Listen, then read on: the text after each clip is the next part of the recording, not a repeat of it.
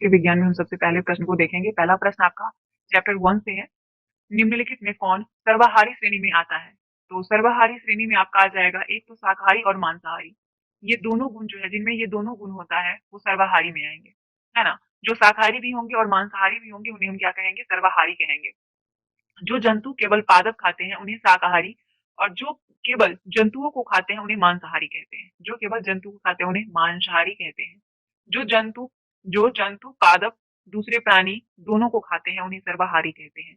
जो जंतु पादप और दूसरे प्राणी को खाते हैं उसे क्या कहते हैं? सर्वाहारी कहते हैं। अगला है, मधुमक्खियां फूलों से मकरकंद एकत्र कर इसे भंडारित करती है, क्योंकि फूल और उनका मकरकंद वर्ष में केवल कुछ समय ही उपलब्ध होते हैं, इसीलिए। मधुमक्खियां फूलों से मकरकंद एकत्रित करती है और इसे अपने छत्तों में भंडारित करती है, क्योंकि फूल और उनका मकरकंद वर्ष के केवल कुछ समय में ही उपलब्ध होता है, कुछ समय में ही। अतः मधुमक्खियां इस मकरकंद का भंडारण कर लेती है ताकि पूरे वर्ष इसका उपयोग कर सके। अगला है, निम्नलिखित कथन पर विचार कीजिए। दिया है कि पौधे एवं जंतु भोजन के मुख्य स्रोत हैं। सभी पौधे की जड़, तना, पुष्प, पत्तियां को खाया जाता है। कुछ पौधे के दो या दो से अधिक भाग खाने योग्य होते हैं। कौवा मांसाहारी जीव है। तो इसमें से पूछा गया है कौन सा सत्य नहीं है। तो आपको बता दें कि इसमें से जो आपका सत्य नहीं है वो 2 और 4 सत्य नहीं है ना। सभी पौधे की जड़, तना, पुष्प और पत्तियां को खाया जाता है, ये सही नहीं है। कौवा मांसाहारी जीव नहीं। सभी पौधे की जड़, तना, पुष्प एवं पत्तियों का प्रयोग खाने में नहीं किया जाता है, क्योंकि पौधे का कुछ विशेष हिस्सा ही प्रयोग होता है, विशेष हिस्सा ही। सभी पौधे में कुछ भिन्नताएं भी होती है। सरसों की पत्तियां तथा बीज का ही प्रयोग खाने हेतु किया जाता है, अर्थात कुछ पौधों के दो या दो से अधिक भाग को खाने में प्रयोग किया जाता है। और कौवा एक सर्वाहारी जीव है, कौवा सर्वाहारी जीव है। सूची 1 को सूची 2 से सम्मिलित कीजिए। यहाँ पे आपको क्या करना है? मैच करना है। तो चलिए इसे हम मैच करते हैं। शेर एवं बाघ, शेर एवं बाघ हो जाएगा दूसरे जंतु को खाते हैं। शाकाहारी, शाकाहारी आपका हो जाएगा जो पादप एवं पादप उत्पाद को खाते हैं उसको शाकाहारी कहते हैं। पालक और फूलगोभी, पालक और फूलगोभी सब्जियां हैं। दूध, पनीर, घी, दही, ये सभी जंतु उत्पाद हैं। दूध हो गया, पनीर, घी, दही सभी क्या है? जंतु उत्पाद है। दैट मीन्स की आंसर आपका क्या हो जाएगा? बी हो जाएगा। यहाँ पे देखिएगा दिया हुआ है शेर एवं बाघ दूसरे जंतु को खाते हैं। शाकाहारी, जो शाकाहारी उसे कहते हैं जो पादप एवं पादप उत्पाद को खाते हैं, शाकाहारी होते हैं। पालक और फूलगोभी सब्जियां हैं, पालक और फूलगोभी सब्जियां हैं। दूध, पनीर, घी, दही सभी जंतु उत्पाद है। ठीक है, चलिए आगे देखते हैं। अब चैप्टर 2, चैप्टर 1 आपका क्लास 6 का कंप्लीट हो गया। निम्नलिखित में कौन सा या से भोजन के पोषक तत्वों में सम्मिलित है? तो भोजन के पोषक तत्वों में जो है दोस्तों, वो रुक्षांश यानी कि आहारी रेशे, खनिज लवण और विटामिन, ये सारी चीजें हो जाएगा बी। इसमें जो है केवल खनिज लवण और विटामिन जो है ये उपलब्ध होते हैं, है ना। केवल खनिज लवण और विटामिन उपलब्ध होते हैं।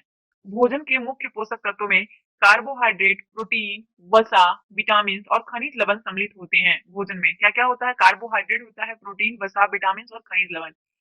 इसके अतिरिक्त भोजन में आहारी रेशे, जिसको रुक्षांश भी बोलते हैं, और जल भी होता है। रुक्षांश हमारे शरीर को कोई पोषक प्रदान नहीं करता है। रुक्षांश यानी रेशे वाला जो भी पदार्थ खाते हैं हम लोग, वो हमारे शरीर को पोषक प्रदान नहीं करता है, इसीलिए हम इसे काउंट नहीं करेंगे। अगला है, भोजन की विभिन्न पोषक तत्वों के संदर्भ में निम्नलिखित कथन पर विचार कीजिए। तो पहला है कि कार्बोहाइड्रेट तथा वसा हमारे शरीर को मुख्य रूप से ऊर्जा प्रदान करते हैं। प्रोटीन तथा खनिज लवण हमारे शरीर की वृद्धि तथा अनुरक्षण के लिए आवश्यक होते हैं।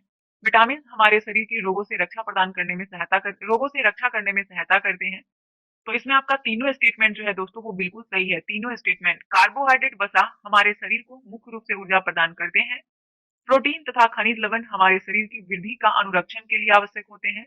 और विटामिन हमारे शरीर की रोगों से रक्षा करने में भी सहायता करते हैं। यहाँ डिस्कशन देखिएगा कि ये तीनों कथन आपका सही है। कार्बोहाइड्रेट है, वसा, कार्बोहाइड्रेट और वसा से शरीर को ऊर्जा मिलती है। ठीक है, प्रोटीन तथा खनिज लवण से शरीर की वृद्धि एवं अनुरक्षण के लिए आवश्यक है, अनुरक्षण के लिए। विटामिन हमारे शरीर को रोगों से रक्षा करने में सहायता देती है, जबकि रुक्षांश बिना पचे भोजन को बाहर निकालने में हमारे शरीर की सहायता करती है, बिना पचे भोजन को। कार्बोहाइड्रेट के विभिन्न प्रकार के संदर्भ में निम्नलिखित पर विचार कीजिए। कार्बोहाइड्रेट के बारे में, अमीनो अम्ल, मंड, संकरा, उपयुक्त में कौन से कार्बोहाइड्रेट का प्रकार नहीं है? तो अमीनो अम्ल जो है ये कार्बोहाइड्रेट का प्रकार नहीं है। कार्बोहाइड्रेट कई प्रकार के होते हैं। हमारे भोजन में पाए जाने वाले मुख्य कार्बोहाइड्रेट मंड तथा संकरा है, जो हमारे भोजन में हमारे शरीर में पाए जाते हैं, मंड और संकरा। अमीनो अम्ल तो प्रोटीन है, अमीनो अम्ल क्या है? प्रोटीन है। वसा भोजन का एक महत्वपूर्ण घटक है। वसा के संदर्भ में निम्नलिखित कथन पर विचार कीजिए। भोजन में वसा की अत्यधिक मात्रा मोटापे का कारण बनती है। वसा शरीर को ऊर्जा प्रदान करती है। वसा की तुलना में कार्बोहाइड्रेट की समान मात्रा से हमें अधिक ऊर्जा प्राप्त होती है। तो इसका स्टेटमेंट जो आपका सही है वो एक और दो दोनों सही है। इसमें क्या है कि देखिए, क्योंकि कार्बोहाइड्रेट की तुलना में वसा की समान मात्रा से हमें अधिक ऊर्जा प्राप्त होती है। क्या होती है? अधिक ऊर्जा प्राप्त होती है। तीसरा आपका गलत है, बाकी ये भोजन में वसा की अधिक मात्रा से मोटापे का कारण कारण बनता है, सही है। वसा शरीर को ऊर्जा प्रदान करती है, ये भी सही है। आगे है पोषक तत्वों के अलावा जल भी भोजन का हिस्सा होता है। इस रूप में जल के संदर्भ में निम्नलिखित कथन पर विचार कीजिए। कुछ सीमा तक शरीर के लिए आवश्यक जल की पूर्ति खाद्य पदार्थ में उपस्थित जल से हो जाती है। दूसरा स्टेटमेंट है कि जल भोजन में उपस्थित पोषकों को अवशोषित करने और मूत्र तथा पसीने के रूप में अवशिष्ट पदार्थ को शरीर से बाहर निकालने में सहायता प्रदान करती है। तो इसमें आपका स्टेटमेंट जो सही है, एक और दो दोनों सही है। दोनों स्टेटमेंट आपका सही है। आंसर सी हो जाएगा। दोनों कथन सही है। सामान्यतः हमारे शरीर को जितने जल की आवश्यकता होती है वह हमें उन वस्तुओं से प्राप्त होता है जिन्हें हम द्रव के रूप में लेते हैं, जैसे कि जल, दूध, चाय, ये सभी से हो जाता है। फिर जल भोजन में उपस्थित पोषकों को अवशोषित करने और अवशिष्ट को शरीर से बाहर निकालने में सहायक होता है। अब है छठा नंबर प्रश्न। सूची से दो से मिलाइए। एक तरफ आपका विटामिन है, दूसरी तरफ अभाजन्य रोग है। तो विटामिन मिलान करना है तो विटामिन ए आपका हो जाएगा। विटामिन ए से कौन सी बीमारी होती है? तो दृष्टिहीनता होती है। विटामिन बी वन से beriberi, vitamin B one से बेरी बेरी। विटामिन सी से स्कर्विक होता है और विटामिन डी से रिकेट्स होता है। विटामिन डी से रिकेट्स, ऑप्शन नंबर ए हो जाएगा। यहाँ पे देखिएगा कि विटामिन ए की कमी से दृष्टिहीनता, जिसको रतौंधी बोलते हैं, रतौंधी होती है। और कमजोर दृष्टि, अंधेरी अंधेरे यानी रात में कम दिखाई देना, कभी कभी पूरी तरह दिखाई देना बंद हो जाता है, ये रतौंधी के लक्षण है। और विटामिन बी वन की कमी से बेरी बेरी रोग होता है, बेरी बेरी। दुर्बल मांसपेशियां और काम करने की ऊर्जा में कमी इस रोग के लक्षण है। विटामिन सी की कमी से स्कर्विक रोग होता है, जो कि हमारे मसूड़ों से खून निकालना, घाव भरने में अधिक समय लगाना, इस रोग का प्रमुख लक्षण है विटामिन सी का। और है विटामिन डी। विटामिन डी की कमी से रिकेट्स होता है। इसमें अस्थियां मुलायम होकर मुड़ने लगती हैं, अस्थियां। अगला प्रश्न है, निम्नलिखित में कौन सा कथन असत्य है यानी गलत है? तो विटामिन ए त्वचा और आंखों को स्वस्थ रखता है, यह स्टेटमेंट आपका जो है वो बिल्कुल सही है। विटामिन बी वन घाव भरने में सहायक होता है, ये गलत है, ये गलत है। विटामिन सी रोगों से लड़ने में सहायक है, ये स्टेटमेंट आपका सही है। विटामिन डी हमारे अस्थियों, दांतों के लिए कैल्शियम का उपयोग करने में हमारे शरीर को सहायता करता है, ये भी सही है। आपका बी को छोड़ के सभी सही है। Vitamin B one carbohydrate vitamin B one carbohydrate के पाचन में सहायक होता है। घाव भरने में विटामिन सी सहायक है, कौन? सी। और विटामिन सी भोजन पकाने में आसानी से गर्मी से नष्ट हो जाता है, विटामिन सी। निम्नलिखित युग्म पर विचार कीजिए। खनिज और अभाजन्य रोग है, यहाँ पे मिलान करते हैं। कैल्शियम कैल्शियम की अगर कह रहा है कि युग्म पर विचार कीजिए और उपयुक्त में कौन सा युग्म सम्मिलित है, इसे बताना है। तो चलिए इसे देखते हैं। सबसे पहले यहाँ पे है कि कैल्शियम अस्थि क्षय, आयोडीन झींगा ग्वाइटर, लौह दंत क्षय। तो इसमें आपका जो स्टेटमेंट सही है, एक और दो सही है, एक और दो सही है। यहाँ पे जो 3 नंबर है ये गलत है। देखिए, लंबी अवधि तक पोषकों के अभाव के कारण होने वाले रोग अभाज्य रोग कहलाते हैं। अभाज्य रोग किसे कहते हैं? तो लंबी अवधि तक पोषक के अभाव से जो बीमारी होती है उसे अभाज्य रोग कहते हैं। कैल्शियम की कमी से अस्थियां, दंत क्षय से संबंधित विकार होता है। आयोडीन की कमी से घेंघा, गर्दन की ग्रंथि का फूलना आदि बच्चों में मानसिक विकलांगता का प्रमुख लक्षण है। कमी लोहे की कमी से, मतलब कि आयरन की कमी से जो होता है, आयरन की कमी से अरक्तता होती है, अरक्तता। और इस कारण रोगी कमजोरी अनुभव करता है। एनीमिया इसी की कमी से होती है। मानव शरीर में धीमी वृद्धि निम्नलिखित किस कमी से होती है? तो धीमी वृद्धि जो होता है मानव शरीर में, याद रखिएगा कि मानव शरीर की जो धीमी वृद्धि होती है वो प्रोटीन की कमी के कारण, प्रोटीन की कमी के कारण। यदि प्रोटीन और कार्बोहाइड्रेट दोनों ही किसी व्यक्ति के आहार में लंबे समय तक अनुपस्थित रहे तो उसकी वृद्धि पूरी तरह से अवरुद्ध हो जाएगी, यानी उसकी वृद्धि पूरी तरह से रुक जाएगी। अब हम चैप्टर 3 देखेंगे, तंतु से वस्त्र तक। तागा यानी धागा। तागा पतले तंतुओं से मिलकर बनता है। इन तंतुओं के संदर्भ में निम्नलिखित कथन पर विचार सही नहीं है। निम्नलिखित कथन में से कौन सा सही नहीं है?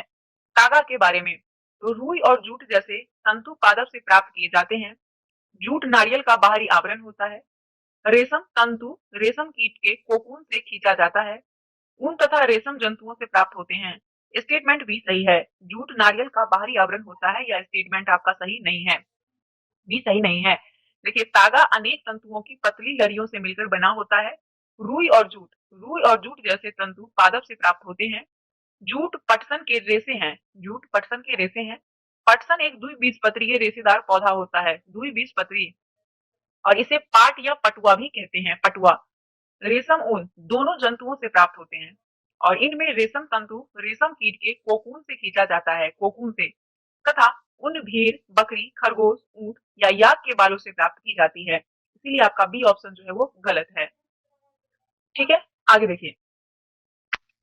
निम्नलिखित पर विचार कीजिए। फ्लैक्स, पॉलिस्टर, नायलॉन, एक्रिलिक और रेशम। उपयुक्त तंतुओं में कौन से संश्लिष्ट तंतु का उदाहरण है?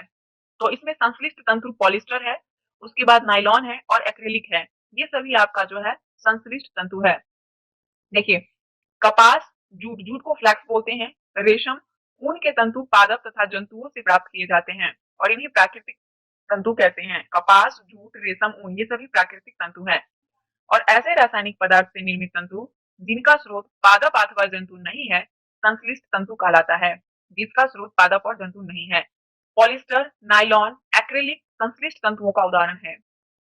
अब है, भारत में पटसन यानी जूट की खेती प्रमुख रूप से की जाती है। जो अधिकतर है वो पश्चिम बंगाल में, बिहार में और असम में की जाती है। ठीक है, तो आंसर आपका इसमें से सी हो जाएगा। पश्चिम बंगाल, बिहार और असम में पटसन की खेती की जाती है, और ये वर्षा ऋतु में होती है। भारत में पटसन की खेती वर्षा ऋतु में होती है, और पटसन की खेती पश्चिम बंगाल, बिहार और असम में की जाती है। ठीक है, निम्नलिखित कथन पर विचार कीजिए। पटसन यानी जूट पादप को पुष्पन अवस्था में काटते हैं। पटसन के तनों को कुछ दिनों तक जल में डुबोकर रखते हैं। रेशे से तागा बनाने की प्रक्रिया को कताई कहते हैं। कौन सा कथन सही है? तो इसमें जो तीनों कथन है आपका सही है। सामान्यतः पटसन पादप को पुष्पन अवस्था में काटते हैं। किस अवस्था में? पुष्पन अवस्था में। फसल कटाई के पश्चात पादपों के तनों को कुछ दिनों तक जल में डुबोकर रखते हैं। जल में डुबोने से तने गल जाते हैं और पटसन तंतुओं को पृथक कर लिया जाता है। कताई की प्रक्रिया में रुई रुई के एक पुंज से रेशों को खींचकर ऐंठते हैं, और ऐसा करने से रेशे पास पास आ जाते हैं और तागा बन जाता है। इधर देखिएगा, क्वेश्चन नंबर आपका, हाँ, अब यहाँ पे स्टार्ट हो गया आपका चैप्टर 4, वस्तुओं के समूह बनाना। तो निम्नलिखित पर विचार कीजिए। ऑक्सीजन, सिरका, मिट्टी का तेल, नींबू का रस, उपयुक्त में कौन से जल में विलय है? तो जल में विलय आपका एक तो ऑक्सीजन है, दूसरा सिरका है और नींबू के रस है। मिट्टी का तेल जल में विलय नहीं है। कुछ पदार्थ या गैस जल में पूर्णतः घुल जाते हैं। ऐसे पदार्थ जल में विलय पदार्थ या फिर गैस कहलाते हैं। ऑक्सीजन हो गया, सिरका, नींबू का रस जल में विलय है। और कुछ जो पदार्थ होते हैं वो जल में नहीं घुलते हैं, और ऐसे पदार्थ जल में अविलय कहलाते हैं। जैसे मिट्टी का तेल, कोई भी ऑयल ले लीजिएगा तो ऑयल का घनत्व जो होता है वो पानी से ज्यादा होता है, इसलिए ऊपर वो तैरता रहता है। निम्नलिखित पर विचार कीजिए। स्टील की प्लेट, तेल लगा कागज, गत्ते का डिब्बा, कांच, उपयुक्त में से कौन से पदार्थ पारभासी है? तो तेल लगा हुआ कागज जो है ये आपका क्या है? पारभासी है। ऑप्शन नंबर ए हो जाएगा। देखिए, वह पदार्थ जिसके आर पार अस्पष्ट देखा जाता है उन्हें पारदर्शी कहते हैं, इसे ट्रांसपेरेंट कहते हैं। जिसके आर पार नहीं देख सकते हैं उसे अपारदर्शी कहते हैं। जिसके आर पार नहीं देख सकते हैं। कांच पारदर्शी, गत्ते का डिब्बा अपारदर्शी का उदाहरण है। ऐसे पदार्थ जिसके आर पार देखा तो जा सकता है परंतु बहुत स्पष्ट नहीं देखा जा सकता, उसे पारभासी कहते हैं। पारभासी, जैसे कि तेल लगा हुआ कागज, ये पारभासी है। आर पार तो देख सकते हैं लेकिन स्पष्ट नहीं दिखता है। निम्नलिखित कथन पर विचार कीजिए। विभिन्न प्रकार के पदार्थ के गुण भिन्न भिन्न होते हैं। कुछ पदार्थ दिखावट में चमकदार होते हैं। दूसरा, हमारे चारों ओर की वस्तुएं एक ही पदार्थ से बनी पदार्थ का उपयोग बहुत सी वस्तुओं के निर्माण में किया जा सकता है। कौन सा कथन सही नहीं है? तो हमारे चारों ओर की वस्तुएं एक ही पदार्थ से बनी है, पदार्थ का उपयोग बहुत सी वस्तुओं के निर्माण में किया जाता है, यह स्टेटमेंट सही नहीं है। देखिए, हमारे चारों ओर की वस्तुएं अनेक पदार्थों से मिलकर बनी हुई है ना, ना कि एक ही पदार्थ से, अनेक सारे पदार्थ से मिलकर बना हुआ है। अब चैप्टर 5 है आपका पदार्थ का पृथक्करण। ठीक है, पदार्थ के पृथक्करण के संदर्भ में निम्नलिखित पर विचार कीजिए। निष्पावन, निस्तारण, निस्यंदन, उपयुक्त में से कौन से पृथक्करण की विधि या फिर विधियां हैं? तो इसमें से पृथक्करण की जो विधि है दोस्तों वो तीनों है, निस्तारण, निस्यंदन और निष्पावन। इंग्लिश में निष्पावन को बोलते हैं बिनोइंग, निस्तारण को बोलते हैं डिकंटेनियस और निस्यंदन को बोलते हैं फिल्टराइजेशन। ये तीनों जो है आपका पृथक्करण की विधि है। निष्पावन, निस्तारण और निस्यंदन तीनों ही मिश्रणों से अवयव के पृथक्करण की विधियां हैं। इसके अतिरिक्त हस्तचयन यानी कि हाथ से चुनना हस्तचयन, चालन, अवसादन, थ्रेसिंग और बाष्पन कभी मिश्रणों को पृथक करने का ही विधि है। पृथक करने की विधियों के प्रयोग के संदर्भ में निम्नलिखित में कौन सा कथन सही नहीं है? तो किसी मिश्रण के कणों के अमाप में अंतर का उपयोग चालन तथा निस्यंदन प्रक्रिया द्वारा पृथक्करण में किया जाता है। दूसरा, रेत और जल के मिश्रण में रेत के भारी कण तली में बैठ जाते हैं और अवसादन की विधि द्वारा जल को उड़ेल कर पृथक किया जा सकता है।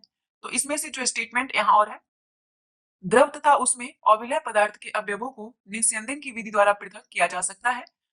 बाष्पन की विधि का प्रयोग द्रव में घुले ठोस को पृथक करने में किया जाता है।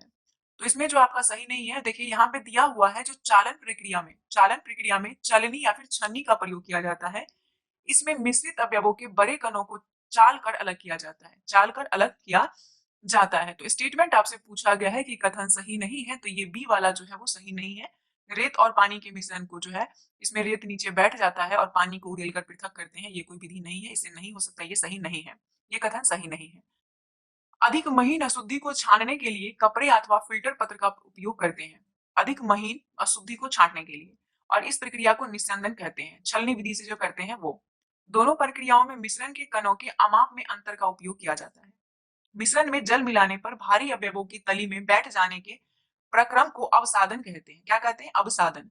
अवसादित मिश्रण को बिना हिलाए जल को मिट्टी सहित उड़ेलने की क्रिया को निस्तारण कहते हैं। क्या कहते हैं? निस्तारण। ये स्टेटमेंट आपका गलत है ना। द्रव में घुले ठोस को अलग करने के लिए वाष्पन विधि का प्रयोग करते हैं। कौन सी विधि का? वाष्पन विधि का। और किसी द्रव को वाष्प में परिवर्तित करने की प्रक्रिया वाष्पन कहते हैं। क्या कहते हैं? वाष्पन। अगला है, जिस विलयन में कोई पदार्थ एक सीमा के बाद और अधिक न घोला जा सके, ऐसा विलयन निम्नलिखित में से क्या कहलाता है? तो संतृप्त विलयन कहलाता है। जिस विलयन में कोई पदार्थ एक सीमा के बाद और अधिक न घोला जाए, ऐसे विलयन को संतृप्त विलयन कहते हैं। संतृप्त विलयन। किसी पदार्थ के विलयन को गर्म करने से उसकी विलयता पर निम्नलिखित में से क्या प्रभाव पड़ता है? तो उसकी विलयता बढ़ती है। विलयन का तापमान बढ़ाने पर उसकी विलयता क्या होती है? बढ़ती है। चैप्टर 6 देखिए, चैप्टर 6 औजारों में। देखिए चैप्टर बहुत छोटा छोटा है, लेकिन उसमें क्या है ना कि स्टोरी बेस करके दिया हुआ है, तो ज्यादा चैप्टर लंबा लगता है। लेकिन वैसे अगर पढ़िएगा जो आपके लिए इंपॉर्टेंट है, उसमें ज्यादा कंटेंट नहीं है। 6 क्लास में नॉर्मल है, तो जो इंपॉर्टेंट है वो सारा क्वेश्चन इसमें दिया गया है। और ये कहीं ना कहीं 6 से लेकर 12 तक की साइंस बुक पढ़ने से बेटर है कि इस बुक को आप एक दो बार कंप्लीट कर लेते हैं, तो साइंस कहीं ना कहीं आपका बहुत अच्छा हो जाएगा। औजारों में लोहे के फलक में बने वलय में लकड़ी का हत्था लगाने के लिए फलक के वलय वाले हिस्से को गर्म किया जाता है, और गर्म करने से वलय में निम्नलिखित में से क्या परिवर्तन हो जाता है? तो इसमें जो है उसका आकार बड़ा हो जाता है। औजारों में लोहे के फलक में बने वलय में लकड़ी का हत्था लगाने के लिए फलक के वलय वाले हिस्से को गर्म किया जाता है, और गर्म करने से वलय जो है उसका आकार बड़ा हो जाता है, उसका आकार बड़ा हो जाता है। देखिए, औजारों में लोहे के फलक में एक वलय होता है, ठीक है, जिसमें लकड़ी के हत्थे को फंसा दिया जाता है, लकड़ी के हत्थे को। साधारणतः इस वलय का अमाप लकड़ी के हत्थे के घेरे से थोड़ा छोटा होता है। हत्थे का वलय को फंसाने के लिए वलय को गर्म करते हैं, वलय को गर्म करते हैं, जिससे उसका आकार बड़ा हो जाता है, यानी फैल जाता है। और अब हत्था को आसानी से उसमें जड़ दिया जाता है, और जब वलय ठंडा होता है तो वो सिकुड़ जाता है, जिससे यह हत्थे पर कस जाता है, टाइट हो जाता है। और इसी प्रकार के परिवर्तन का उपयोग बैलगाड़ी के लकड़ी के पहिए पर लोहे की रीम को कसने के लिए भी करते हैं। निम्नलिखित पर विचार कीजिए। कागज का जलना, दूध का दही बनना, नमक का पानी में घुलना, कुम्हार द्वारा मिट्टी के ढेर को बर्तन में बदलना। उपयुक्त में कौन से परिवर्तन उत्क्रमित किए जा सकते हैं? तो इसमें से एक तो उत्क्रमित किया जा सकता है नमक का पानी में घुलना, और दूसरा कुम्हार द्वारा मिट्टी के ढेर को बर्तन में बदलना। ये दो जो है आपका उत्क्रमित किया जा सकता है। देखिए, कुछ परिवर्तनों को उत्क्रमित किया जा सकता है और कुछ को नहीं। जैसे कि कागज का गलना, दूध का दही बनना, ये परिवर्तन उत्क्रमित नहीं किए जा सकते हैं। मतलब कि कागज जब जल जाएगा तो क्या उसे आप कागज को राख को वापस आप कागज बना सकते हैं? नहीं। दूध से जब दही बन जाएगा तो उस दही से आप दूध वापस नहीं बना सकते हैं, ठीक है, तो ये उत्क्रमित नहीं है। जबकि नमक का पानी में घुलना और कुम्हार द्वारा मिट्टी के ढेर को बर्तन में बदलना उत्क्रमित किए जा सकते हैं। परंतु कुम्हार द्वारा मिट्टी के बर्तनों को भट्टी में सेकने के बाद जब वो सेक देता है, जब रेड हो जाता है, तो उसे उत्क्रमित नहीं किया जाएगा। जब तक वो कच्चा रहेगा तब तक वो उत्क्रमित कर सकता है। अब है चैप्टर शायद पौधे को जानिए। पुष्प के विभिन्न भागों में निम्नलिखित में कौन सा या से सम्मिलित नहीं है? बाह्यदल, पंखुड़ी, पुंकेसर, स्त्रीकेसर, मूलांकुर। नीचे दिए गए कूट का प्रयोग कर सही उत्तर चुनिए। तो इसमें से जो नहीं है वो आपका केवल 5 नहीं है, इसमें से मूलांकुर नहीं है। ध्यान दीजिएगा कि बाह्यदल, पंखुड़ी, पुंकेसर, स्त्रीकेसर पुष्प के विभिन्न भाग हैं। परागकोश और तंतु तंतु पुंकेसर के भाग हैं। परागकोश और तंतु पुंकेसर के भाग हैं, जबकि वर्तिका, बतिकाग्र, अंडाशय और बीजांड स्त्रीकेसर के भाग हैं। बीज के जमने के समय जो भाग मूलज या मूलांकुर से निकलता है उसे जर कहते हैं। अतः मूलांकुर बीज से संबंधित है। मूलांकुर। पतियों के संदर्भ पतियों के संदर्भ में निम्नलिखित में कौन सा कथन सही नहीं है? पतियों में सिराओं का प्रतिरूप सिरा विन्यास कहलाता है। यह जालिका रूपी अथवा समांतर हो सकता है। पत्ती में पर्णवृत्त और फलक होते हैं। पत्तियां सूर्य के प्रकाश की उपस्थिति में ही मंड संश्लेषित करती है। पत्तियां वायुमंडल में उपस्थित जलवाष्प का कुछ हिस्सा भोजन बनाने की प्रक्रिया में ग्रहण करती है। तो इसमें से जो डी है वो सही नहीं है। डी सही नहीं है कि पत्तियां वायुमंडल में उपस्थित जलवाष्प का कुछ हिस्सा भोजन बनाने में उपयोग करती है, ग्रहण करती है, गलत है। देखिए, ए, बी और सी ये तीनों स्टेटमेंट फिर से एक बार कर देते हैं कि पत्ती में सिराओं का प्रतिरूप सिरा विन्यास कहलाता है और ये जालिका रूपी अथवा समांतर हो सकता है। पत्ती में पर्णवृत्त और फलक होते हैं। पत्तियां सूर्य के प्रकाश की उपस्थिति में ही मंड संश्लेषित करती है। ये तीनों सही है, परंतु डी गलत है, क्योंकि पत्तियां वायुमंडल से जलवाष्प ग्रहण नहीं कर सकती पत्तियां, बल्कि वाष्पोत्सर्जन की क्रिया के द्वारा, कौन सी क्रिया के द्वारा? वाष्पोत्सर्जन की क्रिया के द्वारा बड़ी मात्रा में जलवाष्प को वायुमंडल में निष्कासित करती है। आगे क्वेश्चन है, तने दो तरफा मार्ग का कार्य करते हैं। तनों के कार्य के संदर्भ में निम्नलिखित कथन पर विचार कीजिए।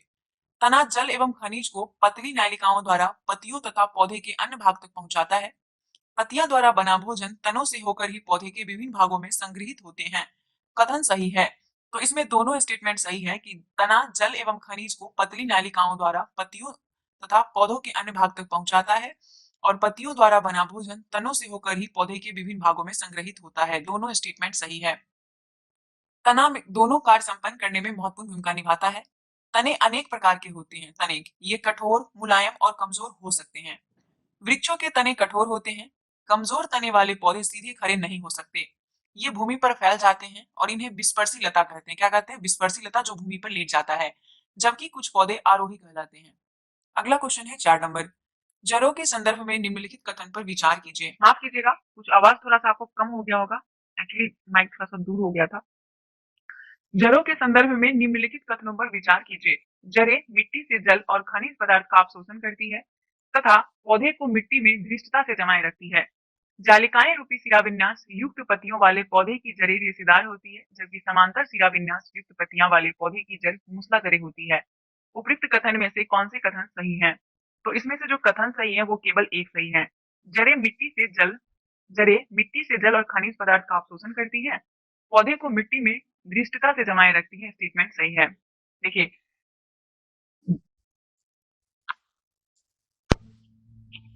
कथन एक सही है, कथन दो गलत है। जड़ें जो मुख्यतः दो प्रकार की होती है, एक होता है मूसला जड़ और एक होता है रेशेदार जड़, जिसको झखरा जड़ भी बोलते हैं, रेशेदार जड़ को।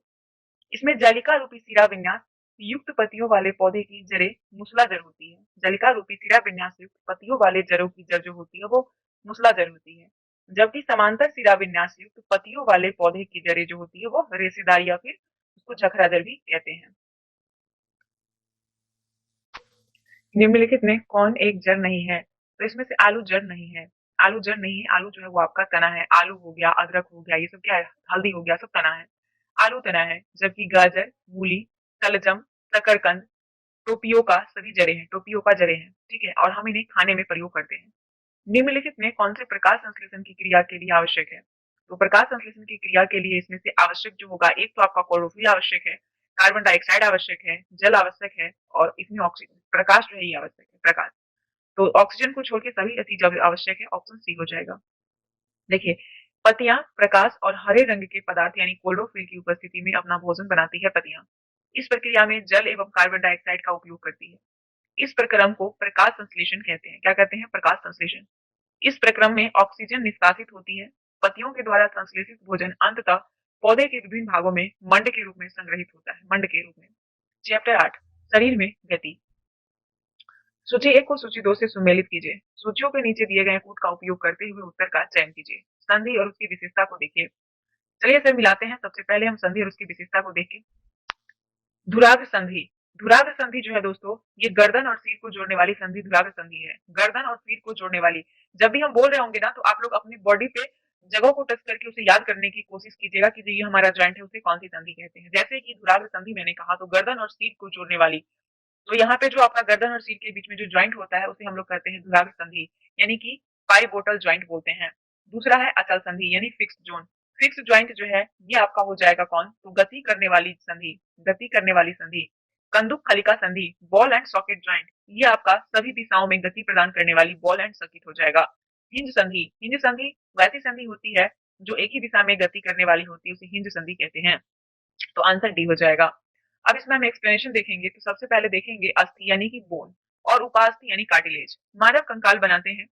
कंकाल शरीर को आकृति देता है, कंकाल शरीर को आकृति देता है। ये चलने में सहायक और आंतरिक अंगों की सुरक्षा प्रदान करता है। मानव कंकाल में खोपड़ी, मेरुदंड, पसलियां, वक्ष की अस्थियां, कंधे एवं श्रेणी मेखला तथा हाथ पांव की अस्थियां से बनता है। मानव कंकाल में विभिन्न संधियां होती है, मानव कंकाल में विभिन्न संधियां होती है। गर्दन और सिर को जोड़ने वाली संधि धुराग्र संधि होती है, गर्दन और सिर को जोड़ने वाली। धुराग्र संधियों में बेलनाकार अस्थि एवं छल्ले घूमती है, बेलनाकार अस्थि एवं छल्ले घूमती है। अस्थियों के बीच की कुछ संधियां ऐसी भी है जो गति नहीं कर सकती है, हिल नहीं सकती है, ये अचल संधि कहलाती है।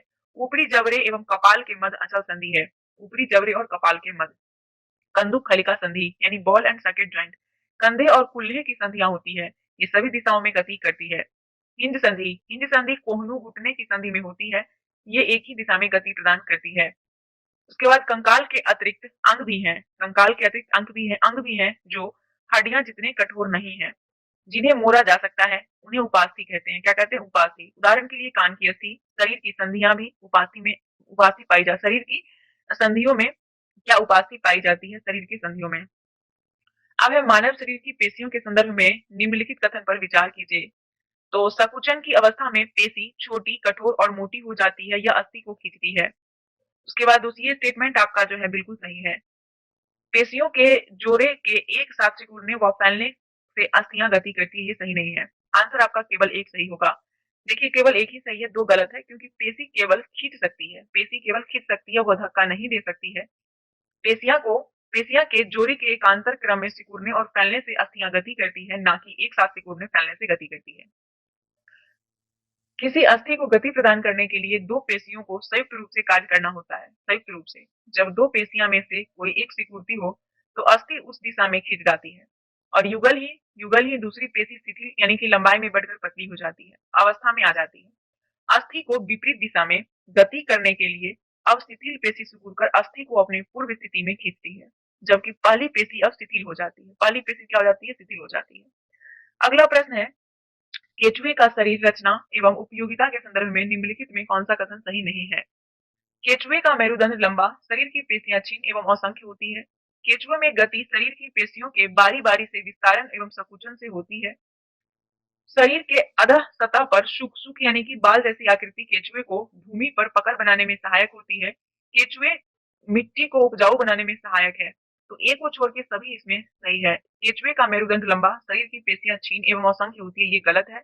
बाकी सभी सही है, क्योंकि जो केचुआ होते हैं ना, केचुआ के शरीर में अस्थियां नहीं होती है, अस्थियां नहीं होती है, परंतु इनमें पेशियां होती है। और ये पेशियां शरीर इसके शरीर के घटने यानी संकुचन, बढ़ने यानी विस्तारण में सहायता करती है। पेशियों के संकुचन और विस्तारण की प्रक्रिया से ही केचुए गति करते हैं। इसलिए ए बी सी जो है सही है, डी ए गलत है और बी सी और डी सही है। केचुए के शरीर में छोटे छोटे अनेक सुख मिट्टी में उसकी पकड़ को मजबूत बनाते हैं। सुख, इसके शरीर में कुछ चिकने पदार्थ होते हैं, ये भी इसे चलने में सहायक होते हैं। केचुए अपने रास्ते में आने वाले मिट्टी को खाते हैं और उनका शरीर अनपचे पदार्थ को बाहर निकालता है। केचुए द्वारा किया गया कार्य मिट्टी को उपजाऊ बना देता है, जिसे पौधे को फायदा होता है। केचुए के श्वसन के संदर्भ में कौन सा कथन सही है? केचुए नासिका ग्रंथि के द्वारा श्वसन करते हैं, केचुए त्वचा द्वारा श्वसन करते हैं, ये सही है। केचुआ त्वचा के द्वारा श्वसन करता है, ये सही है। निम्नलिखित कथन पर विचार कीजिए। घोंघे का कवच बाह्य कंकाल कहलाता है, परंतु अस्थियां अस्थियां का नहीं बना होता है। यह स्टेटमेंट जो है आपका कह रहा है कि उपयुक्त में से कौन सा सही है? तो ये तो सही है। घोंघे के पेशीय पास चलने में उसकी सहायता करता है, ये भी सही है। इस यह कवच घोंघे के वजन को संतुलित करता है, इससे भी उसे चलने में सहायता मिलती है, ये गलत है। केवल इसमें एक और दो सही है। घोंघे का कवच इसका बाह्य कंकाल है, परंतु यह अस्थियों का नहीं बना होता है। यह कवच एकल एकल एकक यानी सिंगल यूनिट होता है और यह घोंघे को चलने में सहायता प्रदान नहीं करता है। यह घोंघे के साथ खींचता जाता है, इसीलिए 3 जो है आपका गलत है। घोंघे के पाद यानी पैर एक मोटी मांसल संरचना के रूप में होते हैं, जो दृष्ट पेशियों के बने होते हैं। घोंघा अपने इन्हीं पेशीय पाद की सहायता से चलता है। घोंघा। सूची 1 और सूची 2 से सुमेलित कीजिए। अब है सूची 1 और सूची 2, इसे मिलाते हैं। तिलचट्टा, यहाँ पे है तिलचट्टा, पक्षी, मछली और सर्प, सभी को मिलान करना है। तो तिलचट्टा की बात करें तो इसका शरीर कठोर बाह्य कंकाल द्वारा ढका होता है तिलचट्टा का। पक्षी, पक्षी जो होता है इसकी अस्थियां वायु प्रकोष्ठ होते हैं, पक्षी की अस्थियां वायु में प्रकोष्ठ होते हैं। मछली, मछली जो है इसका शरीर धारा रेखीय होता है, मछली का शरीर धारा रेखीय होता है। और सांप, इसका शरीर अनेक वलय में मुड़ा होता है सांप का। आंसर 1 हो जाएगा।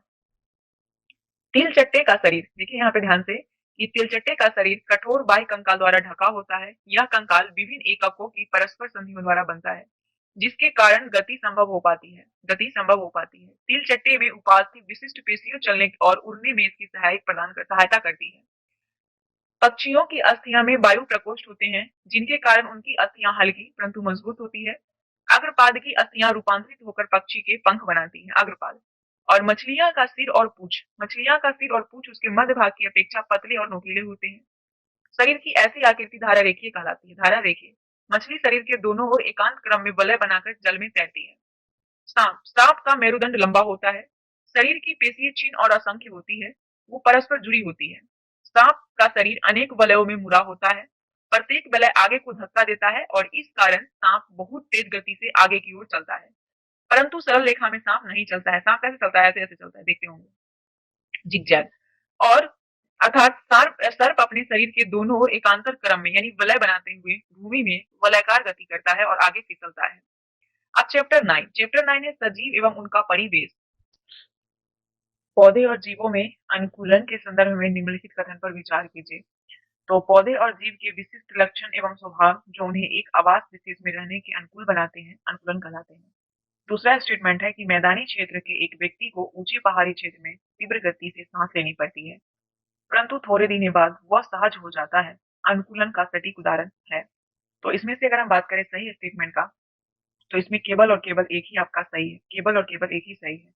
देखिए आप दिया है कि क्यों, देखिए कथन 2 इसलिए गलत है क्योंकि अनुकूलन अल्पकाल में नहीं होता है, मतलब कम समय में अनुकूलन नहीं होता है।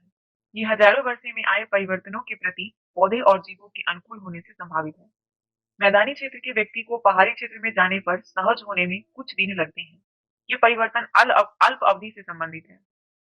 अल्प अवधि में किसी एक जीव के शरीर में होने वाले ये छोटे छोटे परिवर्तन पर्यावरणीकूलन कहलाते हैं और ये परिवर्तन हजारों वर्षों में हुए अनुकूलन से भिन्न है। ठीक है। अगला प्रश्न है कि किसी सजीव का परिवेश जिसमें वह रहता है आवास कहलाता है। आवास में विभिन्न घटक उपस्थित होते हैं। इन घटकों के संदर्भ में निम्नलिखित कथन में कौन से कथन सही है? किसी आवास में पाए जाने वाले सभी जीव, पेड़ पौधे या फिर जंतु उसे जैव घटक कहते हैं। चट्टान, मिट्टी, वायु, जल जैसे अनेक निर्जीव वस्तुएं आवास में अजैव घटक है। सूर्य का प्रकाश एवं उष्मा जैसे ऊर्जा घटक इन दोनों घटकों में से किसी में सम्मिलित नहीं है। तो इसमें आपका जो सही है 1 और 2 स्टेटमेंट सही है। किसी आवास में पाए जाने वाले सभी जीव उसके जैव घटक है। चट्टान, मिट्टी, वायु, जल जैसी अनेक निर्जीव वस्तुएं आवास आवास के अजैव घटक, ये दोनों सही है। 3 इसलिए गलत है क्योंकि सूर्य का प्रकाश एवं उष्मा, सूर्य का प्रकाश या उष्मा भी परिवेश या आवास के अजैव घटक है। इन्हें कभी कभी ऊर्जा घटक के रूप में भी वर्गीकृत किया गया है, ऊर्जा घटक के रूप में भी। ऊंट मरुस्थलीय परिस्थिति के लिए अनुकूलित होता है, उसके अनुकूलन के संदर्भ में कथन पर विचार कीजिए। तो ऊंट के पैर लंबे होते हैं जिससे उसका पैर रेत की गर्मी से दूर रहता है, सही है। उसमें मूत्रोत्सर्जन की मात्रा बहुत कम होती है तथा मल शुष्क होता है, ये भी सही है। उसको पसीना नहीं आता है, ये भी सही है। तीनों स्टेटमेंट जो है ऊंट के बारे में सही है। उपयुक्त सभी विशेषताएं कारण ऊंट का शरीर जो है, ऊंट के शरीर से जल का हर्ष बहुत कम होता है, इसीलिए जल के बिना भी वो कई दिनों तक रह सकता है। निम्नलिखित पर विचार कीजिए। यहाँ पे है सिक्यूड, मछली और ऑक्टोपस। इस तीनों में से किनका शरीर धारा रेखीय नहीं होता है? तो 2 और 3 कहने का मतलब यहाँ पे देखिए, स्क्यूड और ऑक्टोपस दोनों का शरीर धारा रेखीय नहीं होता है। धारा रेखीय मछली का शरीर होता है ना। ये मछली को पानी में गति करने में सहायक होता है, धारा रेखीय शरीर। मछली का शरीर चिकने सल्क से ढका होता है। चिकने सल्क से, और ये सल्क मछली को सुरक्षा प्रदान करते हैं, साथ ही जल में सुगम गति में सहायक भी होते हैं। दूसरे बहुत से समुद्री जंतुओं का शरीर भी धारा रेखीय होता है, परंतु स्क्यूड और ऑक्टोपस जैसे समुद्री जंतुओं का शरीर आमतौर पर धारा रेखीय नहीं होता है। जब वो जल में चलते हैं तो अपने शरीर को धारा रेखीय बना लेते हैं। ठीक है, अब निम्नलिखित पर विचार कीजिए। ऑक्टोपस, व्हेल और डॉल्फिन किस में या फिर किन में श्वसन के लिए गिल यानी क्लोम नहीं होता है? तो इसमें से व्हेल और डॉल्फिन को जो है श्वसन के लिए क्लोम नहीं होता है, यानी गिल नहीं होता है। जल में श्वसन के लिए ऑक्टोपस के शरीर में गिल यानी क्लोम होता है। गिल स्क्यूड और मछलियों में भी होता है, स्क्यूड और मछली में, परंतु डॉल्फिन और व्हेल जैसे जंतुओं में गिल नहीं होते हैं। ये शरीर पर स्थित नासाद्वार अथवा बाध छिद्रों द्वारा सांस लेते हैं। ये लंबे समय तक बिना सांस लिए रह सकते हैं। ऑक्टोपस और व्हेल वो समय समय पर समुद्री सतह पर आकर श्वसन छिद्रों से जल बाहर निकालते हैं एवं श्वास द्वारा स्वच्छ वायु अंदर भरते हैं, श्वास द्वारा। छठा है, नागफनी के पौधे में प्रकाश संश्लेषण निम्नलिखित में किस भाग में होता है? तो तने में। नागफनी एक मरुस्थलीय पौधा है। नागफनी मरुस्थलीय पौधा है। मरुस्थलीय पौधे वाष्पोत्सर्जन द्वारा जल की बहुत कम मात्रा निष्कासित करते हैं। मरुस्थलीय पौधे में पतियां या तो अनुपस्थित होती है या फिर बहुत छोटी होती है। कुछ पौधे में पत्तियां कांटों का रूप ले लेती है और इससे पत्ती में होने वाले वाष्पोत्सर्जन से होने वाले जल का हज में कमी आता है, जल की कमी आता है। नागफनी में पत्ती जैसी संरचना वास्तव में इसका तना होता है। जो पत्ती जैसी संरचना होता है वो तना होता है, और इसमें प्रकाश संश्लेषण सामान्यतः तने में होता है। तने में तना एक मोटी मोमी परत होती है, जो कि ढकी होती है, मोमी परत से ढकी होती है, जिससे पौधे को जल संरक्षण में सहायता मिलती है। अधिकतर मरुस्थलीय पौधे की जड़ें जल अवशोषण के लिए मिट्टी में बहुत गहराई तक चली जाती है, इसलिए उसकी जड़ें होती है काफी लंबी। पौधे की पत्तियां श्वसन की प्रक्रिया में वायु को अंदर लेती है, और इस प्रक्रिया के अगले चरण में पत्तियां निम्नलिखित में से क्या करती है? तो कार्बन डाइऑक्साइड का उपयोग करती है तथा ऑक्सीजन वायु में निष्कासित करती है। ऑक्सीजन का उपयोग करती है तथा कार्बन डाइऑक्साइड वायु में निष्कासित करती है। ये स्टेटमेंट आपका जो है बिल्कुल सही है। देखिए, पौधे पौधे की श्वसन क्रिया में गैसों का आदान प्रदान मुख्यतः उनकी पत्तियों द्वारा होता है। किसके द्वारा? पत्तियों के द्वारा। पत्तियां सूक्ष्म रंध्र यानी स्टोमाटा द्वारा वायु को अंदर लेती है और ऑक्सीजन का उपयोग करती है। ये कार्बन डाइऑक्साइड वायु में निष्कासित करती है। प्रकाश संश्लेषण की क्रिया में पौधे प्रकाश की उपस्थिति में वायु की कार्बन डाइऑक्साइड का उपयोग भोजन बनाने के लिए करते हैं तथा ऑक्सीजन छोड़ते हैं। पौधे केवल दिन के समय ही भोजन बनाते हैं पौधे, जबकि श्वसन क्रिया दिन और रात दोनों में निरंतर चलती रहती है। भोजन बनाने की प्रक्रिया में निष्कासित निष्कासित ऑक्सीजन की मात्रा पौधे द्वारा श्वसन में उपयोग की गई ऑक्सीजन की अपेक्षा बहुत अधिक होती है। 8 नंबर है, निम्नलिखित में से किसमें या किन में श्वसन प्रक्रिया संपन्न होती है? तो श्वसन प्रक्रिया जो संपन्न होती है पौधे, जीव और बीज तीनों में होती है। Option number D. श्वसन सभी जीवों का विशिष्ट लक्षण है। श्वसन ये सभी सजीव के लिए आवश्यक है, क्योंकि ग्रहण किए गए भोजन से श्वसन के द्वारा ही शरीर को ऊर्जा मिलती है। पौधे व जीवों के समान ही बीजों में भी श्वसन होता है। बीजों में जैसे कि गेहूं की बोरी में कुछ गर्मी उत्पन्न होती है, और यह गर्मी बीजों के श्वसन के कारण उत्पन्न होती है। बीजों में श्वसन की क्रिया उस समय भी चलती रहती है जब अन्य जैव प्रक्रम उतने ही सक्रिय नहीं होते हैं। अब निम्नलिखित पर विचार कीजिए। उत्सर्जन, उद्दीपन से प्रति अनुक्रिया और प्रजनन। उपयुक्त में से सजीवों यानी कि जंतु और पौधे दोनों के लक्षणों में सम्मिलित हैं। तो दोनों के लक्षणों में उत्सर्जन, उद्दीपन की प्रति अनुक्रिया और प्रजनन तीनों सम्मिलित है। आंसर डी हो जाएगा। वायु वातावरण में होने वाले परिवर्तन जैसे कि कांटा का चुभना, तेज प्रकाश, प्रिय व्यंजन इत्यादि को उद्दीपन कहते हैं। सभी सजीव उद्दीपन के प्रति अनुक्रिया देते हैं। सभी सजीव उद्दीपन के प्रति अनुक्रिया देते हैं।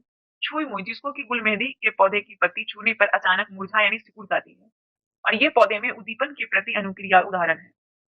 प्रजनन प्रजनन पौधे और जंतुओं दोनों में होता है, परंतु दोनों में प्रजनन के तरीके अलग होते हैं। चैप्टर 10 है, गति एवं दूरियों का मापन। निम्नलिखित में से लंबाई का एसआई मात्रक कौन सा है? तो लंबाई का एसआई मात्रक मीटर है। समस्त संसार के वैज्ञानिकों द्वारा एक समान मापन के लिए मानक मात्रकों के एक सेट को स्वीकार किया गया। आजकल जिस मानक मात्रक प्रणाली का उपयोग हो रहा है उसे अंतरराष्ट्रीय मात्रक प्रणाली यानी एसआई मात्रक कहते हैं, और लंबाई एसआई मात्रक मीटर होता है। लंबाई का एसआई मात्रक मीटर होता है। निम्नलिखित युग्म पर विचार कीजिए। वाहन सरल रेखीय गति, पंखा आवर्ती गति, झूला वर्तुल गति यानी सर्कुलर मोशन। इसमें से जो सही है सुमेलित है केवल एक ही, वाहन एक ही सही है। वाहनों की गति सरल रेखीय गति का उदाहरण है, जबकि वस्तुएं सरल रेखा के अनुदिश गति करती है। वस्तु सरल रेखा के अनुदिश। तो ऐसी गति सरल रेखीय गति कहलाती है। जब कोई वस्तु इस प्रकार की गति करती है कि उस वस्तु की किसी नियत बिंदु से दूरी समान रहती है, तो इस प्रकार की गति वर्तुल गति कहलाती है। जैसे कि पंखा, घड़ी की सुई, कुम्हार के चाक आदि गति वर्तुल गति के उदाहरण है। उसके बाद आपका आवर्ती गति। आवर्ती गति वैसी गति होती है जो एक निश्चित समय अंतराल के पश्चात अपनी गति को दोहराती है। निश्चित समय अंतराल के दौरान अपनी गति को दोहराती है, उसे आवर्त गति कहते हैं।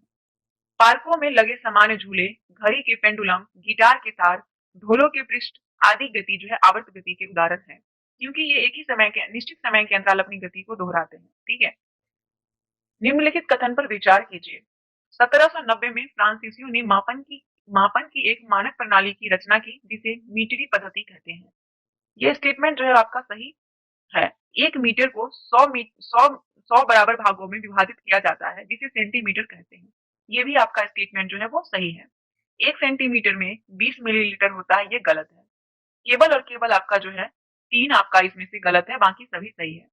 देखिए तीनों सही है, 1 और 2 सही है, किंतु 3 गलत है, क्योंकि 1 सेंटीमीटर में 10 मिलीलीटर होता है, ना कि 20 होता है। नेक्स्ट चैप्टर है प्रकाश, छाए एवं परिवर्तन। निम्नलिखित पर विचार कीजिए। अपवर्तन, परावर्तन और विवर्तन। दर्पण में प्रतिबिंब के बनने के लिए उपयुक्त में से कौन सी घटनाएं आवश्यक है? तो दर्पण में बने प्रतिबिंब के लिए जो घटना जरूरी है वो जरूरी है परावर्तन। दर्पण में प्रतिबिंब का बनना प्रकाश के परावर्तन होता है। अपवर्तन तथा विवर्तन इसके लिए आवश्यक नहीं है। क्वेश्चन 2, व्यक्ति वस्तुओं को देख पाता है जब। तो व्यक्ति वस्तु को देख पाता है जब प्रकाश वस्तु पर पड़े और आंखों की तरफ आए, है ना। व्यक्ति वस्तु को तभी देख पाता है जब प्रकाश वस्तु पर पड़ता है और फिर वस्तु से आंखों पर आता है तब। निम्नलिखित कथन में से असत्य कथन का चयन करें। जब प्रकाश के पथ में कोई अपारदर्शी वस्तु आ जाती है तो उस वस्तु की छाया नहीं बनती है। यह कथन आपका असत्य है। देखिए, जब प्रकाश के पथ में कोई अपारदर्शी वस्तु आ जाती है तो उस वस्तु की छाया नहीं बनती है, यह कथन जो है सत्य है। तो ये कथन क्या है? गलत है। आपका इसमें जो है छाया बनती है, ये सही हो जाएगा। ठीक है, इसलिए आपका कथन जो है वो गलत दिया हुआ है। चैप्टर 12 है विद्युत तथा परिपथ। निम्नलिखित कथन पर विचार कीजिए। विद्युत सेल उसमें संचित रासायनिक पदार्थ से विद्युत उत्पन्न करता है। दूसरा है कि विद्युत सेल में एक सिरा धनात्मक, दूसरा ऋणात्मक होता है। तीसरा स्टेटमेंट है कि विद्युत फ्यूज का उपयोग विद्युत धारा के प्रवाह को रोकने या प्रारंभ करने के लिए किया जाता है। कौन सा सही है? तो तीनों स्टेटमेंट इसमें से सही है विद्युत धारा के बारे में। जो विद्युत सेल होता है, विद्युत सेल में विद्युत उसमें संचित रासायनिक पदार्थ के कारण उत्पन्न होती है। इस सेल का एक सिरा धनात्मक जबकि दूसरा ऋणात्मक होता है। स्विच एक सरल युक्ति है जो विद्युत धारा के प्रवाह को रोकने या प्रारंभ करने के लिए परिपथ को तोड़ने और जोड़ने का कार्य करता है स्विच। निम्नलिखित पर विचार कीजिए। थर्मोकॉल, वायु, मानव शरीर, एल्युमिनियम की पत्ती। उपयुक्त कथन में से कौन विद्युत के चालक का उदाहरण है? तो इसमें मानव शरीर और एल्युमिनियम की पत्ती विद्युत चालक का उदाहरण है। Option number C. विद्युत चालक का मतलब कि जिन पदार्थ से होकर विद्युत धारा प्रवाहित हो सकती है वो विद्युत चालक, तथा जिन पदार्थ से होकर विद्युत धारा प्रवाहित नहीं होती है उसे विद्युत रोधक कहते हैं। ठीक है, थर्मोकॉल और वायु विद्युत रोधक है, जबकि एल्युमिनियम की पत्ती विद्युत का चालक है। मानव शरीर भी अच्छा विद्युत चालक है। विद्युत चालक और विद्युत रोधक से संबंधित कथन है। जो पदार्थ विद्युत धारा का प्रवाह होने देते हैं वो विद्युत चालक कहलाते हैं। जो पदार्थ विद्युत धारा का प्रवाह मंद कर देते हैं वो विद्युत रोधक कहलाते हैं। पहला स्टेटमेंट। दूसरा है कि जिस पदार्थ में विद्युत धारा का प्रवाह होता है उसे विद्युत चालक, और जिस पदार्थ में विद्युत धारा का प्रवाह नहीं होता है विद्युत रोधक कहलाता है। तीसरा कि जिसमें विद्युत धारा प्रवाहित नहीं हो सकती है उसे विद्युत चालक, जिसमें विद्युत धारा प्रवाहित होती है उसे विद्युत रोधक कहते हैं। और डी में है ए बी दोनों। तो इसमें जो सही स्टेटमेंट है वो आपका हो जाएगा बी। ये जो बी है आपका कि जिस पदार्थ में विद्युत धारा का प्रवाह होता है उसे विद्युत चालक, और जिस पदार्थ में विद्युत धारा प्रवाह नहीं होता है उसे विद्युत रोधक कहते हैं। यह जो है आपका बिल्कुल विद्युत चालक और विद्युत रोधक कथन के बारे में बिल्कुल सही दिया हुआ है ना। जिन पदार्थ से होकर विद्युत धारा प्रवाहित होती है वो विद्युत चालक कहलाते हैं, और जिन पदार्थ से होकर विद्युत धारा प्रवाहित नहीं होती है विद्युत रोधक कहलाते हैं। अगला है विद्युत बल्ब में होता है फिलामेंट। विद्युत बल्ब में एक फिलामेंट होता है जो उसके टर्मिनलों से जुड़ा होता है, और विद्युत धारा प्रवाहित होने पर यह फिलामेंट दीप्त हो उठता है। निम्नलिखित कथन पर विचार कीजिए। बंद विद्युत परिपथ में विद्युत धारा विद्युत सेल के एक टर्मिनल से दूसरे टर्मिनल तक प्रवाहित होती है, और स्विच एक जटिल युक्ति है से विद्युत धारा के प्रवाह को कम या अधिक किया जाता है।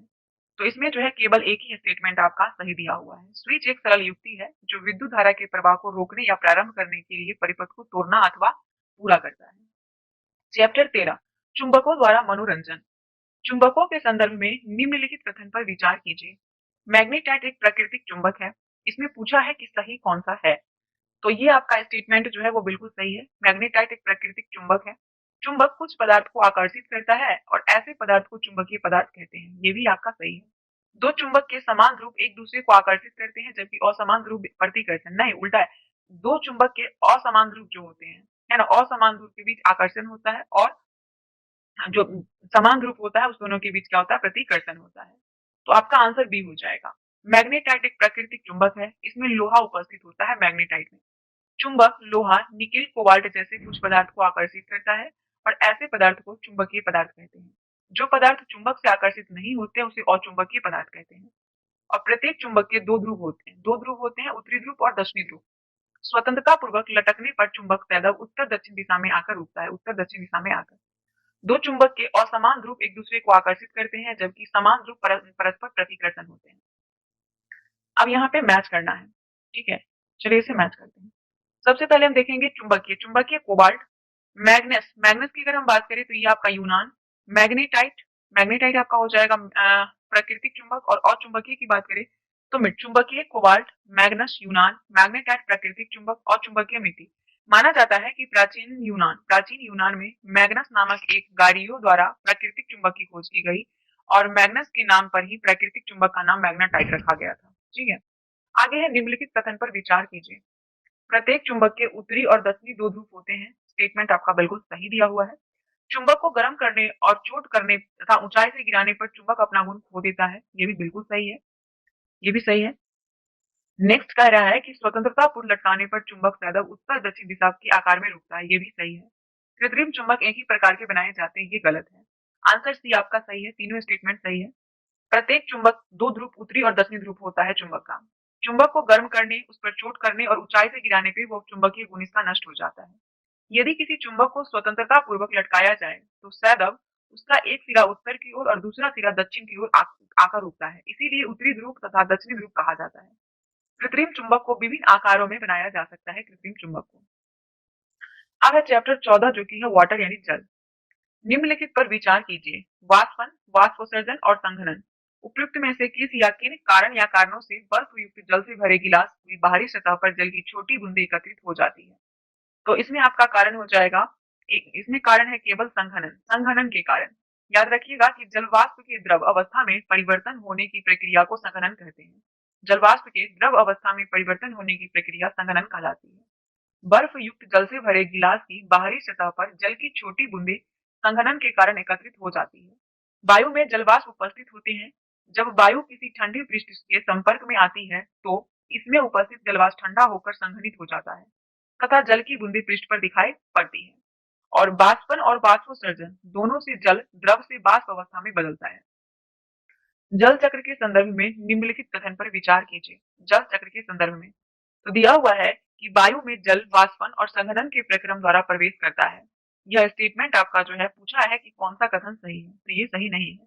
जल को पृथ्वी के पृष्ठ पर पुनः वापस लाने में वाष्पोत्सर्जन प्रक्रम की महत्वपूर्ण भूमिका है। यह स्टेटमेंट भी आपका सही नहीं है। वायु में प्रविष्ट जल से बादल बनते हैं और वर्षा, ओले तथा हिम के रूप में जल पुनः धरती पर वापस आ जाता है। यह स्टेटमेंट सही है। जल चक्र के संदर्भ में एक और दो गलत है, तीन सही है। क्योंकि वायु में जल वाष्पन तथा वाष्पोत्सर्जन के प्रक्रम द्वारा प्रवेश करता है। प्रकृति में जल चक्र के लिए वायु में जल वाष्प का उपस्थित होना अनिवार्य है। जल को पृथ्वी के पृष्ठ पर पुनः वापस लाने में संघनन प्रक्रम महत्वपूर्ण होता है, जबकि वाष्पोत्सर्जन से जल वायु में जाता है। वायु में प्रविष्ट जल जल वाष्प के रूप में होता है जिससे बादल बनते हैं और ये जल वर्षा, ओले, हिम के रूप में पुनः धरती पर वापस आ जाता है। अंतिम चरण में ये जल नदियां, झरनों से होता हुआ पुनः महासागर में आ जाता है और इस प्रकार जल चक्र पूर्ण होता है। इसीलिए पृथ्वी पर जल की कुल मात्रा समान ही रहती है। अगला है निम्नलिखित कथन पर विचार कीजिए। वर्षा का जल एकत्र करने को वर्षा जल संग्रहण कहा जाता है। यह स्टेटमेंट जो है, समुद्र और महासागर के जल में बहुत से लवण घुले होते हैं जिससे जल खारा होता है और पीने योग्य नहीं होता है। कह रहा है कि उपयुक्त कथन में से कौन से कथन सही नहीं है, तो इनमें से कोई नहीं। देखिएगा दोनों कथन सही है। वर्षा के जल को एकत्र करना ही वर्षा जल संग्रहण कहलाता है। समुद्र और महासागर में लवण की उपस्थिति के कारण जल खारा होता है, इसीलिए यह पीने योग्य नहीं होता है। आंसर इसका क्या हो गया? D. Rime of the initiative mariner कविता के रचयिता हैं तो एसीटी कोलारिस द्वारा 1798 में लिखी गई कविता rime of the initiative mariner है। और इस कविता में कवि ने महासागर में भटके किसी जहाज के नाविक के करुण गाथा का उल्लेख किया है। इस कविता की एक पंक्ति है, हर जगह जल ही जल, पीने के लिए कोई बूंद नहीं। ठीक है, तो आंसर क्या हो जाएगा? B, S T Coleridge. अब चैप्टर नेक्स्ट है यहाँ पे आपका हमारे चारों ओर वायु, चैप्टर 15। वायु अनेक गैसों का मिश्रण है। इस मिश्रण के मुख्य अवयवों के संदर्भ में निम्नलिखित कथन पर विचार कीजिए। वायु में ऑक्सीजन नाइट्रोजन मिलकर वायु का 99% भाग बनते हैं, जो स्टेटमेंट आपका सही है। शेष 1% भाग में कार्बन डाइऑक्साइड, कुछ अन्य गैसें, जलवाष्प, धूलकण होते हैं, ये भी सही है। इसमें से आपका दोनों स्टेटमेंट वायु के गैस मिश्रण के बारे में सही है। तो वायु तो एक अनेक गैसों का मिश्रण है वायु, इसमें नाइट्रोजन, ऑक्सीजन, थोड़ी मात्रा में कार्बन डाइऑक्साइड, इससे भी कम मात्रा में अन्य गैस जो है वो मिश्रित होते हैं। इस मिश्रण का लगभग 99% भाग ऑक्सीजन, 20.95% और नाइट्रोजन 78.09% से बनता है, यानी कि टोटल मिला के 99% तो यही हो गया, नाइट्रोजन और ऑक्सीजन।